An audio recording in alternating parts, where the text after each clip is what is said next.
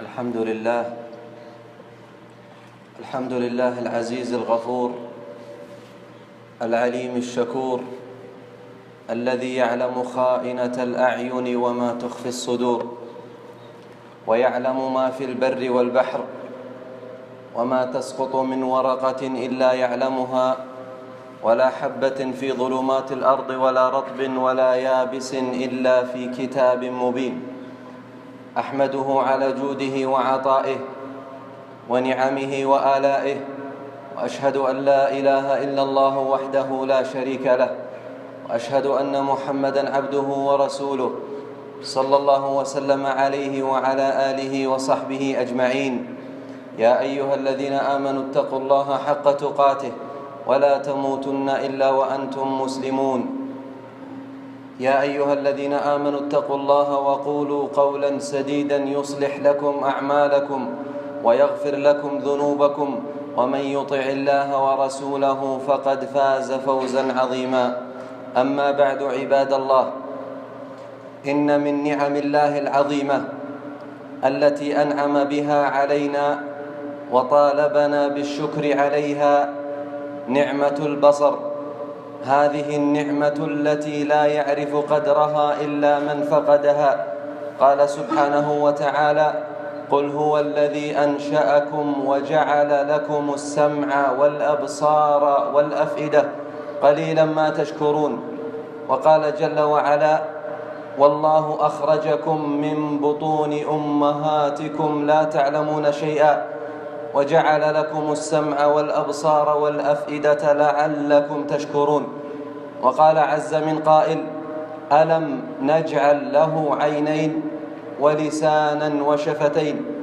ولأهمية هذه النعمة عباد الله، فقد كان النبي صلى الله عليه وسلم يدعو الله أن يعافيه في بصره حين يصبح ثلاثا وحين يمسي ثلاثا. فقد كان من دعائه صلى الله عليه وسلم أنه يقول: اللهم عافني في بدني، اللهم عافني في سمعي، اللهم عافني في بصري. يقولها ثلاثا حين يصبح وحين يمسي. ولعظيم نعمة الإبصار وكثرة منافعها وشدة الحاجة إليها كان فقدها مصيبة كبيرة يعوض الله من صبر عليها الجنة. قال أنس بن مالك رضي الله عنه: سمعت النبي صلى الله عليه وسلم يقول: إن الله عز وجل قال: إذا ابتليت عبدي بحبيبتيه فصبر عوضته منهما الجنة. فسميت العينان حبيبتين لعظم هذه النعمة وفخامتها. ولكن هذه النعمة العظيمة تنقلب إلى نقمة حين يطلقها صاحبها فيما حرم الله عليه، فيكتسب بها آثاما كبيرة ويحمل بسببها أوزارا ثقيلة. وذلك لأن العبد عباد الله يسأل يوم القيامة عن نعمة البصر فيما سخرها وكيف انتفع بها. فإن سخرها فيما يرضي الله جل وعلا عادت عليه بالخير والأجر، وإن سخرها في معصية الله وأطلقها في الحرام عادت عليه بالإثم والوزر الثقيل. قال ربنا سبحانه وتعالى: إن السمع والبصر والفؤاد كل أولئك كان عنه مسؤولا. وأخبرنا جل جلاله أن الأبصار تشهد على أصحابها يوم القيامة. قال تبارك اسمه: حتى إذا ما جاءوها شهد عليهم سمعهم وأبصارهم وجلودهم بما كانوا يعملون. قال ابن القيم رحمه الله تعالى: وقد جعل الله سبحانه العين مرآة القلب، فإذا غض العبد بصره غض القلب شهوته، وإذا أطلق العبد بصره أطلق القلب شهوته. ولما كان غض البصر سببا عظيما لحفظ الفرج، بدأ الله سبحانه وتعالى به فقال: قل للمؤمنين يغضوا من أبصارهم ويحفظوا فروجهم ذلك أزكى لهم إن الله خبير بما يصنعون. ولا تجد أحدا ولا تجد أحدا وقع في الزنا عياذا بالله منه إلا لأنه أطلق النظر في الحرام وما غض بصره كما أمره الله تعالى. فإن النظرة عباد الله، فإن النظرة تفسد القلب فسادا عظيما وتهيجه على الحرام وتوقع صاحبها في حبائل المعصية. قال الإمام ابن القيم رحمه الله تعالى: والنظرة تفعل في القلب ما يفعل السهم في الرمية، فإن لم تقتله جرحته، وهي مثل الشرارة من النار إذا وقعت على الحشيش اليابس. كل الحوادث مبداها من النظر، ومعظم النار من مستصغر الشرر. كم نظرة فتكت في قلب صاحبها فتك السهام بلا قوس ولا وتر. والمرء ما دام ذا عين يقلبها في أعين الغيد موقوفا على الخطر، يسر مقلته ما ضر مهجته، لا مرحبا بسرور عاد بالنظر. يقول الأصمعي رحمه الله تعالى: رأيت جارية في الطواف كأنها مهات، فجعلت أنظر إليها وأملأ عيني من محاسنها، فقالت لي: يا هذا ما شأنك؟ قلت: وما عليك من النظر؟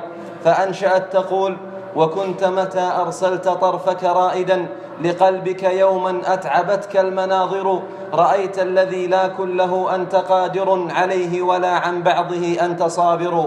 رأيت الذي لا كله أنت قادر عليه ولا عن بعضه أنت صابر.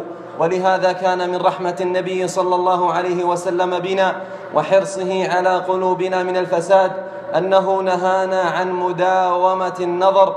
فقد روي عنه صلى الله عليه وسلم أنه قال لعلي رضي الله عنه: يا علي، لا تتبع النظرة فإن لك الأولى وليست لك الثانية.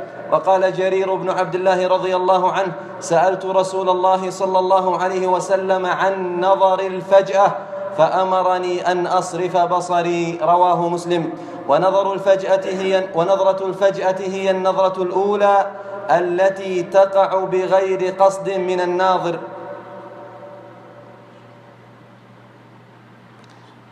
ونظرة الفجأة هي التي تقع بغير قصد من الناظر، فما لم يتعمده القلب لا يعاقب عليه الإنسان، فإذا نظر نظرة ثانية وقع في الإثم والحرام.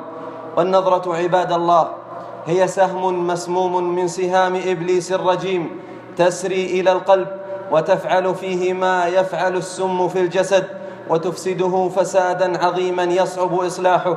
فالذي يطلق بصره في الحرام لا يجد لذة العبادة ولا يذوق حلاوة الطاعة ولا يستطيع القيام بين يدي الله في الليل ولا يجد رغبة في قراءة القرآن ويعجز عن المحافظة على الصلوات المكتوبة ويسلب الخشوع منه في الصلاة ويحرم من مناجاة الله تعالى ويثقل لسانه عن ذكر الله ويقسو قلبه وتجف عينه عن البكاء من خشية الله سبحانه ويبتلى بالأرق والقلق ويلازمه هم دائم لا ينفك عنه في ليله ونهاره.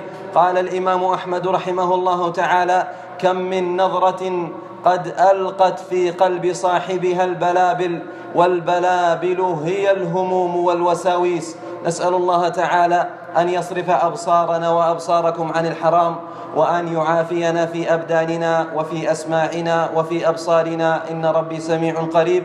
بارك الله لي ولكم بالقرآن العظيم، ونفعنا جميعا بما فيه من الآيات والعبر والذكر الحكيم. أقول ما تسمعون وأستغفر المولى جل وعلا لي ولكم ولسائر المسلمين من كل ذنب فاستغفروه إنه هو الغفور الرحيم.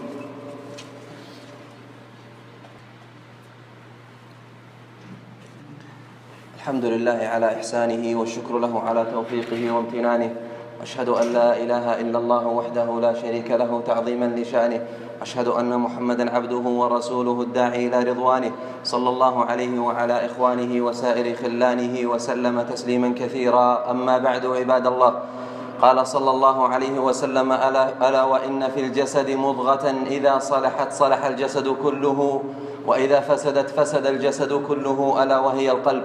والبصر أيها المسلمون هو الباب الأكبر إلى القلب، وعلى قدر غض المسلم لبصره يكون طهارة قلبه، كما قال ربنا سبحانه وتعالى: قل للمؤمنين يغضوا من أبصارهم ويحفظوا فروجهم ذلك أزكى لهم. يا من يرى سقمي يزيد وعلتي أعيا الطبيب، لا تعجبن فهكذا تجني العيون على القلوب. إذا تقرر هذا عباد الله، إذا تقرر هذا وعلم ما في إطلاق البصر من الخطر على المسلم، فإنه يجب على المسلمين عموما أن يعتنوا بأبصارهم أشد العناية، ويهتموا بلحظات عيونهم أشد الاهتمام، حفاظا على قلوبهم من الزيغ والقسوة والفساد. ثم اعلموا رحمكم الله أن الامتحان بغض البصر شديد في هذا العصر، والبلاء به عظيم جدا، فإن أعظم مميزات هذا الزمان كثرة النساء السافرات المتبرجات، وانتشار ظاهرة العري والاختلاط، فالأسواق تعج بالمتبرجات المستعرضات اللاتي يفتن المسلمين ويصدنهن عن سبيل الله تعالى. والمستشفيات فيها من سفور النساء واختلاطهن بالرجال ما لا يخفى على أحد، وفي المطارات والطائرات ما هو أكثر من ذلك. ومن سافر خارج البلاد فلا تكاد عينه تقع إلا على امرأة سافرة، فالتكشف والسفور هو أكثر البلاء الذي يحاصر الرجال المسلمين في هذا الزمان أينما ذهبوا وحيثما حلوا. وقد قال النبي صلى الله عليه وسلم: ما تركت بعدي فتنة أضر على الرجال من النساء. وأعظم من ذلك عباد الله أن معصية النظر إلى النساء قد اقتحمت على الناس بيوتهم، وغزتهم في مجالسهم وفرشهم في الفضائيات المليئة بأنواع النساء الرخيصات، في أغاني ماجنة وأفلام هابطة، حتى أصبحت صناعة الفتنة بالمرأة بضاعة رائجة في الفضائيات والمجلات والجوالات وغيرها، لإفساد قلوب الناس وزيادة آثامهم والمبالغة في إضلالهم. وكم من قلب سليم معافى راح ضحية لهذه الصور والأفلام، ففسد قلبه بعد الصلاح وانتكس هو بعد الرشاد، ولا حول ولا قوة إلا بالله. فالواجب علينا جميعا أيها الإخوة مجاهدة نفوسنا على غض أبصارنا، والاجتناب عما يظن فيه كثرة الحرام، مثل القنوات وبعض الحسابات في مواقع التواصل وغيرها، وعدم اليأس والاستسلام للشيطان، وتكرار التوبة إلى الله سبحانه وتعالى، وكثرة الإلحاح عليه بأن يصرف أبصارنا جميعا عن الحرام. ولنتذكر دائما أن النظر المحرم يفعل في القلوب كما يفعل السهم في الرمية، فإن لم يقتلها جرحها، وهو مثل الشرارة من النار في الحشيش اليابس، وهو من أعظم الفرص التي يستغلها الشيطان لإهلاك المؤمن. قال ابن مسعود رضي الله عنه: ما من نظرة إلا وللشيطان فيها مطمع، ما من نظرة إلا وللشيطان فيها مطمع. ولنعلم جميعا عباد الله أن غض البصر من أعظم أسباب النجاة من النار. قال رسولكم صلى الله عليه وسلم: ثلاثة لا ترى أعينهم النار يوم القيامة: عين بكت من خشية الله، وعين باتت تحرس في سبيل الله، وعين غضت عن محارم الله تعالى. أسأل الله تعالى أن يحفظ أبصارنا وإياكم عن الحرام، وأن يوفقنا لما فيه خير لنا في ديننا ودنيانا، وأن يجعلنا هداة مهتدين غير ضالين ولا مضلين. اللهم إنا نسألك الهدى والتقى والعفاف والغنى، ونعوذ بك من سخطك والنار. اللهم يا مقلب القلوب ثبت قلوبنا على دينك، يا مصرف الأبصار صرف أبصارنا على طاعتك. اللهم إنا نسألك العفو والعافية في الدين والدنيا والآخرة. سبحان ربك رب العزة عما يصفون، وسلام على المرسلين، والحمد لله رب العالمين.